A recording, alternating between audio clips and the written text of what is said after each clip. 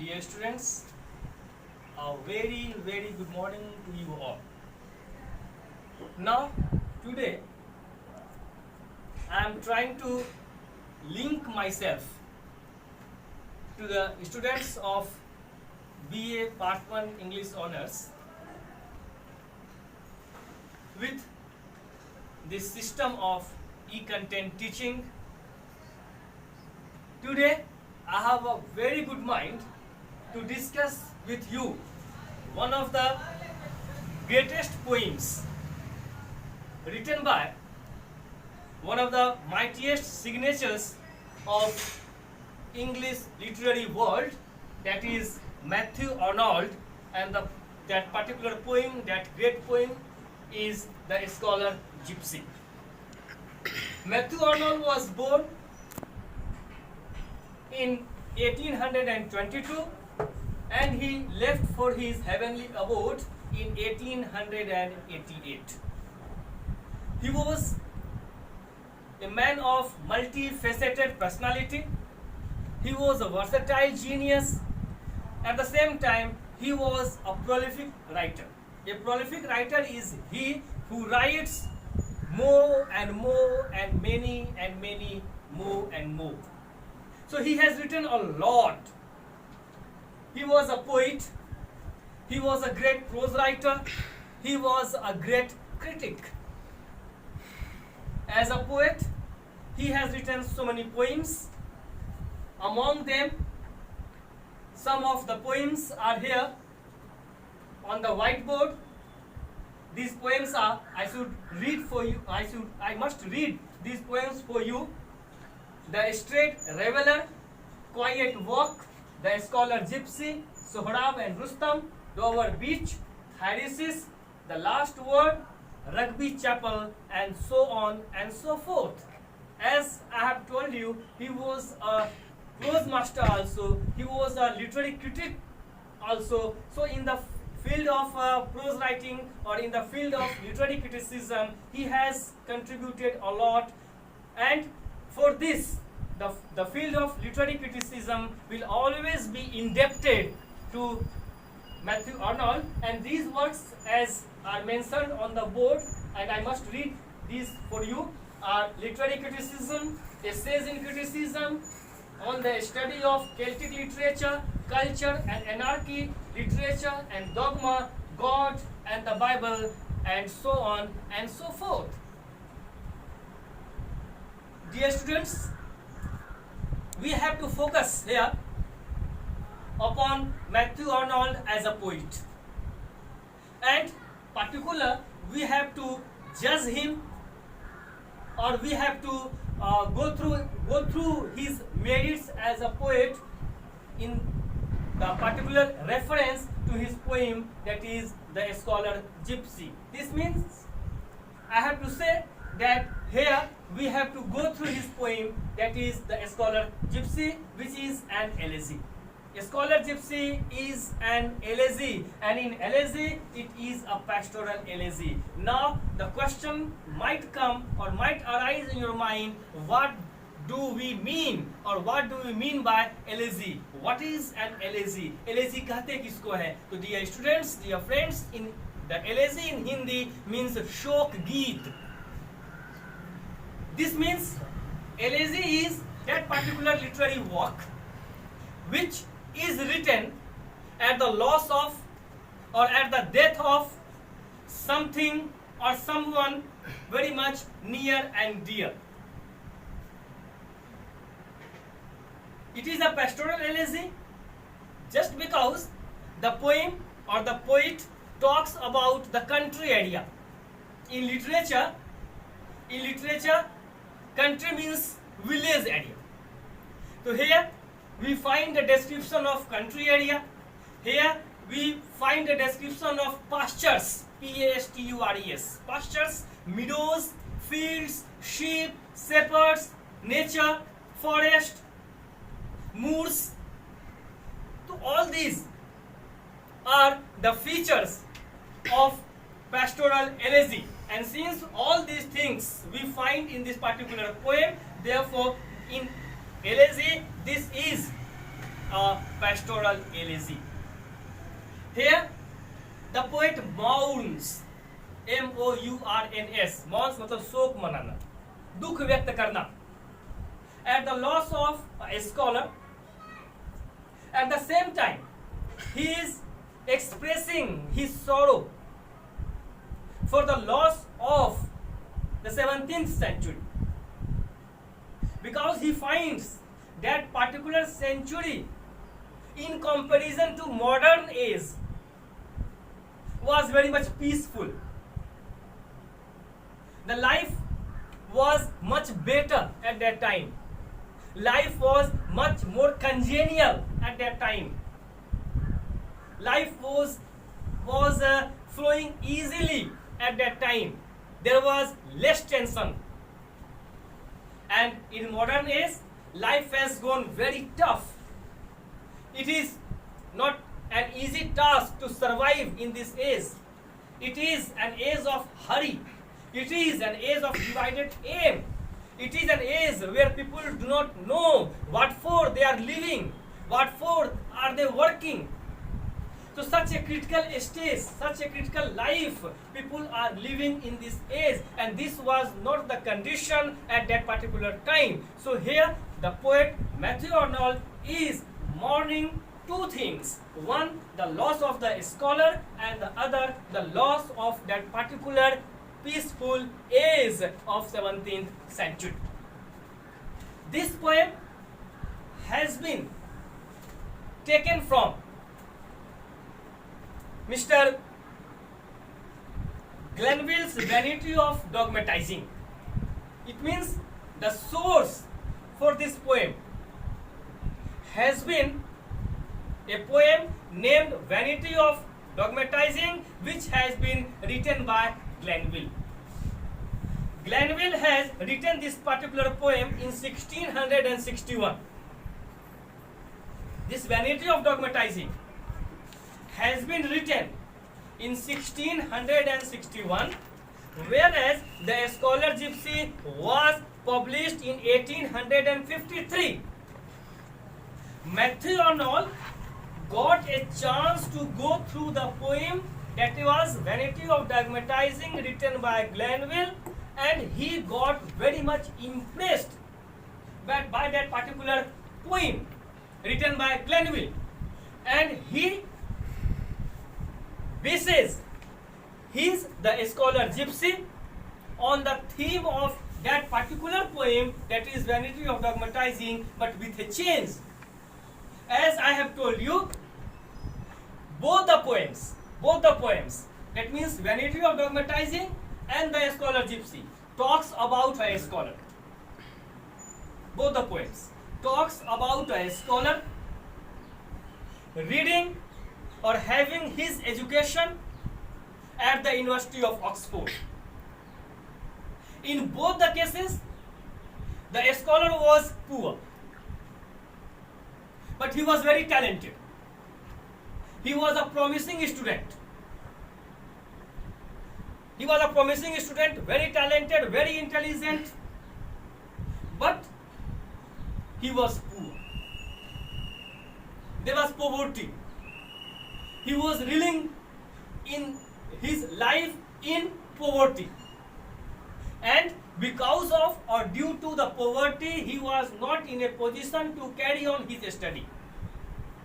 Therefore, he leaves his study. He leaves his university. He leaves his friends and joins the group of gypsies, joins the band of gypsies. वो पढ़ाई छोड़ देता है, अपने दोस्तों को छोड़ देता है, अपनी यूनिवर्सिटी छोड़ देता है और खाना बदोश लोगों के ग्रुप को ज्वाइन करता है. He joins the band of gypsies, being impressed by their way of living. He finds them living happily. However, there was paucity among them. They too lead a very miserable life. They lead a very miserable life. But still, they are happy. They are smiling. They are chuckling. even in their misery, even in their paucity, happiness is seen upon their lips, in their eyes, upon their cheeks. So he joins them to know the art of living, which at presented Sri Ravi Shankar provides the people or his disciples. आप देखते होंगे वो उनका चलता है the art of living, वो सिखाते हैं art of living, जिंदगी कैसे जिए. तो here the scholar joins them, goes to them just to have that art, how to live life, how to live happily, how to live peacefully, how to live amicably. He joins. Now, up to this extent, up to this level, up to this degree, both the stories are the same. Now comes the difference. In Glanvill's Vanity of Dogmatizing, the scholar comes back. After having that knowledge, he comes back. But in the Scholar Gypsy, the scholar of Matthew Arnold does not come back, and hence there is an elegy. Hence there is an elegy because the poem talks about the loss of disappearance of a scholar. The scholar who lives his study, who lives his education, who lives LEBES lives, who lives his university, joins the band of gypsies with the hope to have the intricate law of living, how to live happily, how to live peacefully, how to live amicably, how to live smoothly, doesn't come back. And since he does not come back, therefore the poem is an elegy. And I have told you, since the poet or the poem has been set in the backdrop or in the background of country life, therefore it is a pastoral elegy. This is the difference. This is the basic difference between Glanvill's Vanity of Dogmatizing and Matthew Arnold's The Scholar Gypsy. Both the poem talks about the scholar, a scholar who was poor, who was reeling under poverty, who leaves his education because he was not in a position to carry on his studies. Both the scholars are promising, both of them are intelligent, both of them are wise, both of them are witty. Both join the band of gypsies, but one doesn't come. And once one comes, one doesn't come and one comes. I should read some of the lines for you which are provided in your text about the poem. Here the book says, The Scholar Gypsy is one of the few masterpieces of Matthew Arnold. Saintsbury calls it a faultless poem. Saintsbury was a literary critic. He is a great literary critic, and he, while shedding light upon this work, upon the poem Scholar Gypsy, finds it faultless, having no fault. यानी इस poem में सेंट्सबरी के हिसाब से कोई कमी नहीं, कोई इसमें शॉर्ट कमिंग नहीं है, कोई इसमें कमी नहीं है. यानी it's a complete poem, complete on almost all the levels. There is no paucity in this poem. There is no lacuna in this poem, you can say. The poem pastoral in setting, as I have told you, the poem pastoral in setting is based on an old legend. Legend is a is that particular thing, or is that type of story that comes to us from generation to generation, that is transformed from generation to generation. Sometimes a person in his own living becomes a legend, and that is known as a living legend, as you call Sachin Tendulkar. He is a living legend in the field of cricket. Amitabh Bachchan, a living legend in the film of in the field of acting, you can say. So there are so many persons, there are so many living legends, you can say, because that particular person, if you go through the, if you think or if you listen about that particular person, his deeds are unbelievable, you can say. You will fail to believe, can a man do this? Can a man achieve this? It seems impossible. Therefore, that particular person becomes a legend. So here also, this poem, which is set in pastoral setting, you can say, is based on old legend narrated by Glanville in Vanity of Dogmatizing in 1661 of an Oxford scholar, poor. Oxford scholar, poor. He was an Oxford scholar, but at the same time he was poor, who, tired of seeking preferment, joined the gypsies to learn their lore, roamed over the world with them, and still haunts the Oxford countryside. Still haunts. He has gone, who, the scholar, leaving his studies, leaving his university, due to his poverty,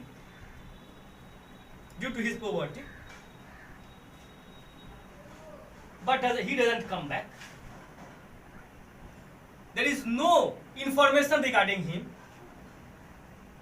Either he is dead or living. But it is believed, legend is there. It is the legend. It is believed that he still haunts, Haunts. He still haunts that particular area. कहा जाता है कि उस particular area में वो अभी भी haunt करता है, देखा जाता है, उसे कुछ लोगों ने घूमते फिरते देखा है. However, there is no confirmation about it. There is no confirmation regarding it.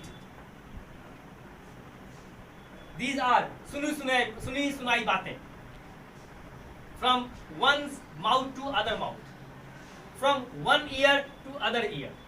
एक कान से दूसरे कान, एक मुंह से दूसरे मुंह वाली बात है. Sometimes the children playing in the fields say, yeah, I have seen such type of man. Sometimes the shepherds keeping their sheep say like that, oh yeah, I have seen him, a man like this. Sometimes the ladies sitting outside their homes say that, yeah, that particular day I have seen a young man, a young person wearing such type of dress passing this way. The poem says, there was very lately a lad means young boy, and the opposite, you must be very much curious to know what should be the opposite of lad, what should be the opposite of young boy. The opposite of young boy, opposite of lad is less. LASS, less. Less means young girl, young छोड़ी जिसको आप कहते हैं, young लड़की जिसको आप कहते हैं, और lad means young boy. So there was very lately a lad in the University of Oxford who was by his poverty forced to leave his studies there. Don't think that a scholar was like Anand Sumitra, bogus in पढ़ाई लिखाई, a duffer. Therefore, he left his studies. This was not the case. He पढ़ना नहीं चाहता था, भुसकोल्ला था, है ना? नहीं कहते हैं वो बेवकूफ विद्यार्थी का बस्ता मोड़. So such was not his condition. He was a good student. He was a good student. He was a very intelligent student. He was a promising student. But he was poor. He has no paisa. He has no money to purchase his books. He has no money to spend upon purchasing copies, pen, pencils, books, etc., etc. And he was fed up. He has taken help from his friends also. But help for how many days? For how many years? Kitna help? So he leaves because of his poverty. And at last, he joins himself to a company of vagabond gypsies. आपने देखा होगा gypsies को. They are vagabond. खाना बस इसलिए उनको करते हैं, जहाँ खाना पीना मिला 2-4 दिन तक टेंट गाड़ के रह लिए, फिर टेंट उसको उठाया, फिर कहीं और चले गए आराम से. But they are seen. अब तो मोबाइल का जमाना आ गया है, तो they are very much seen enjoying Android phone also. From where they get, I fail to understand, but they enjoy. They enjoy watching movies upon that. They are also using Instagram, or they are also using Twitter, and they are also followed. They also see Facebook upon Facebook how have they been followed. But when there was no such vyavastha, no such mobile or these things were not there, they had radio. I have seen them. I have also seen them so many a times. So many a times I have seen them listening to the radio, glued to the radio, and listening so many songs like Chamma Chamma and so many songs like other songs, enjoying those songs, living smilingly. Sometimes fighting among themselves also, and sometimes loving each other also. However, I have not seen them. Among these vagabond people, by the insinuating subtlety of his carriers, he quickly got so much of their love and esteem, and at that they disclosed to him their mystery. So first of all, he joins the gypsies. So at that time, he was an outsider. And what for he had joined them? He had joined them to have their art of living. So he has not, and those gypsies have not provided him that secrecy of their living. But he was so lovely, his behavior was so gentle, that he has been liked and loved by one and all in the families of gypsies. And it is said that the scholar has got the intricate lore of living of the gypsies. After he had been a pretty while well exercised in the trade, there chanced to ride by a couple of scholars who had formerly been of his acquaintance. It is said that the scholar one day meets two of his formerly friends. That means, in other words, two of his formerly friends chance to meet the scholar. And दो उसके जो दोस्त हुआ करते थे Oxford में, luckily they chance to meet the scholar. They quickly spied out their old friend among the gypsies, and he gave them an account of the necessity which drove him to that kind of life, and told them that the people he went with were not such impostors as they were taken for, but that they had a traditional kind of learning among them, and could do wonders by the power of imagination, the infancy binding that the others. When the two of his friends meet him,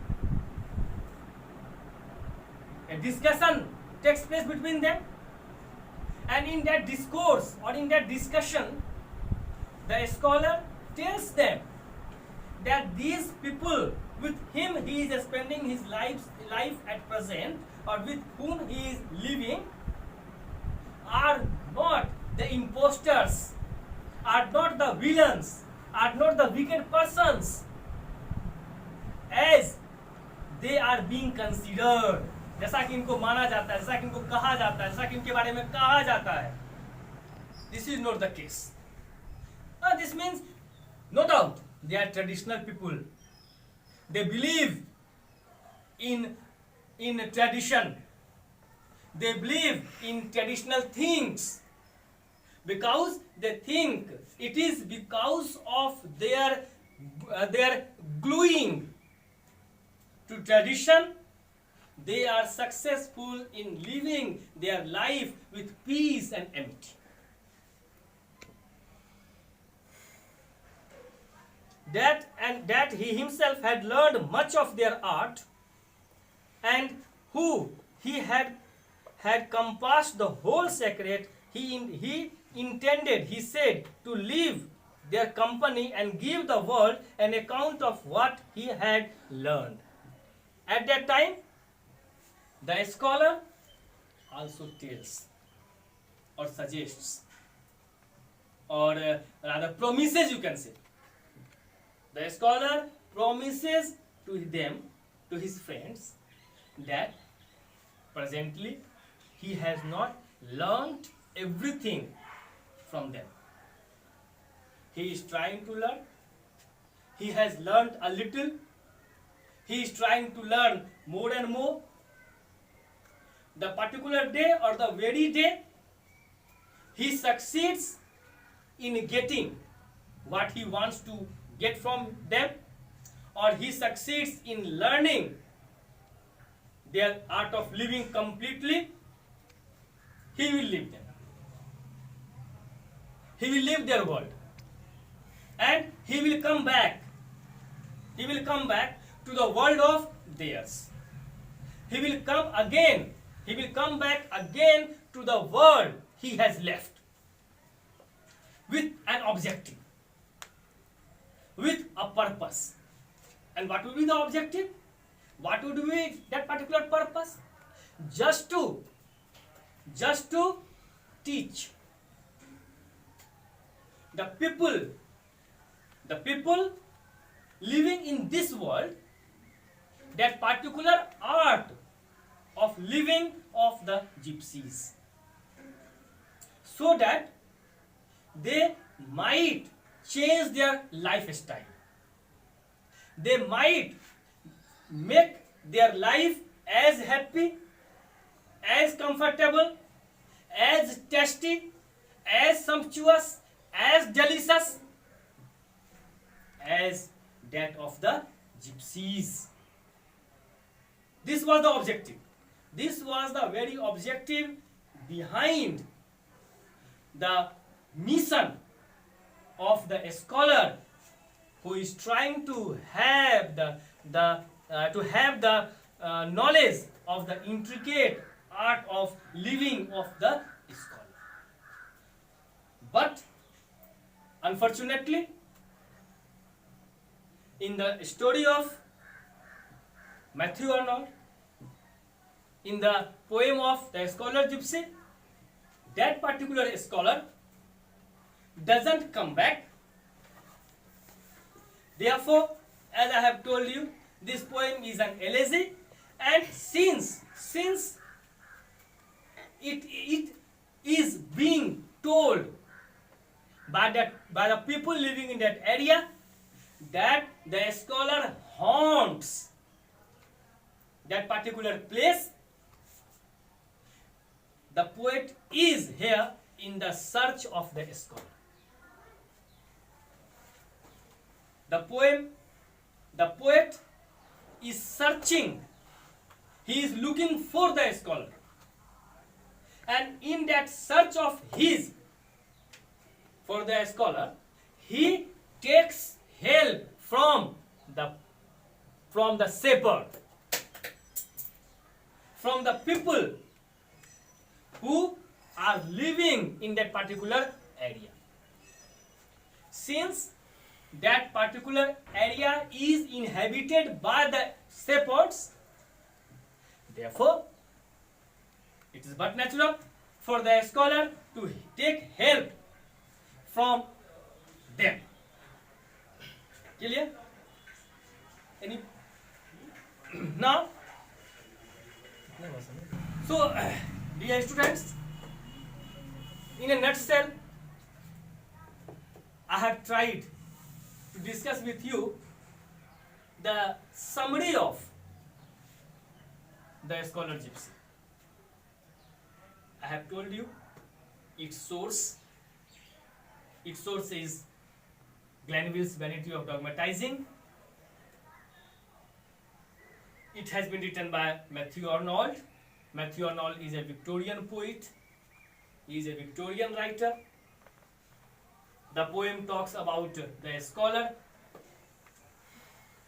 who was brilliant, wise, witty, intelligent, a promising student, but he was poor, and it is because of his poverty that he leaves his studies, he leaves his university, joins the band of gypsies to have the art of their living, to know how they live their lives so much happily. Since he does not come back, therefore the poem mourns the loss of the scholar, hence it is an elegy. Now the poem is divided into 25 stanzas. In earlier part of the poem, or in earlier stanzas of the poem, the poet is seen searching or looking for the scholar, or in later part of the poem you will see, or we will see together, how he suggests the scholar not to come to his contact, not to come to their contact. Now I would request you people to go through some of the stanzas on your own. Try to understand those stanzas on your own. Go through the poem on your own. Listen to this video again and again. If you face some problem or difficulty, share those problems of yours through comments. I will try my level best to solve or to sort out those problems of yours, and we will again meet together on the same channel. Till then, have a nice day. Thank you. God bless you.